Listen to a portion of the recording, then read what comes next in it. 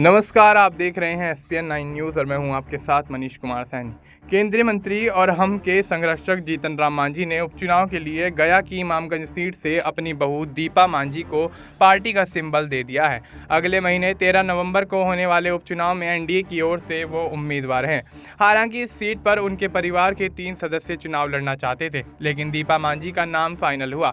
Imamganj seat पर अपने परिवार के ही सदस्य को टिकट दिए जाने पर आरजेडी ने पोस्ट कर मांझी पर तंज कसा है। आरजेडी प्रवक्ता ने कहा कि पार्टी का नाम ही हम हैं, इसलिए टिकट केवल हमारे लोगों को मिलेगा। आरजेडी प्रवक्ता शक्ति सिंह ने जीतन राम मांझी को जीतन राम शर्मा बताया है, जो दलित समुदाय से बात करते हुए कह रहे हैं कि हम मतलब होता है हमारा परिवार और हमारे परिवार में कौन कौन है वो भी बताऊं।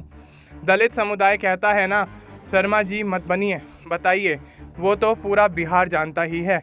आपके परिवार में आप है, आपकी समधन है, आपका बेटा है, आपकी बहू है, आपका दामाद है। इस बातचीत में आगे लिखा है कि इसलिए तो लोकसभा में अपने पार्टी का टिकट आप खुद को ही दे दिए, विधानसभा में आप टिकट दिए खुद को, फिर समधन को, बेटा को, दामाद को, और अब उपचुनाव में जो आपका सीट खाली हुआ तो घर में 2 बेरोजगार थे, एक बहू दूसरे बेटी, इसलिए आपने अपनी बहू को टिकट दे दिया। बहरहाल इस पूरी बातचीत के जरिए आरजेडी ने जीतन राम मांझी की पार्टी को परिवारवादी पार्टी बताया है, जो आरोप अब तक आरजेडी और कांग्रेस पर लगता रहा है।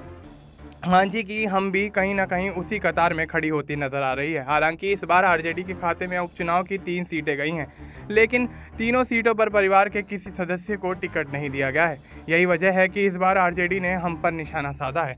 अब ऐसे में देखना ये दिलचस्प होगा कि इंडिया गठबंधन किस तरह से जीतन राम मांझी को निशाना बनाता हुआ नजर आता है। जिस तरह से परिवारवाद को लेकर कहीं ना कहीं आरजेडी हम पार्टी के खिलाफ मोर्चा खोलती हुई नजर आ रही है, तो अब ऐसे में हमको और किस तरह की मुश्किलों का सामना करना पड़ता नजर आएगा, और ऐसे में जीतन राम मांझी पर किस तरह से तमाम विपक्षी दल निशाना साधते हुए नजर आएंगे, देखना दिलचस्प होगा। फिलहाल आपको इस मुद्दे पर क्या कुछ लगता है, आप अपनी राय हमें कमेंट करके बता सकते हैं। बाकी देश और दुनिया से जुड़ी तमाम जानकारी के लिए आप देखते रहिए एसपीएन 9।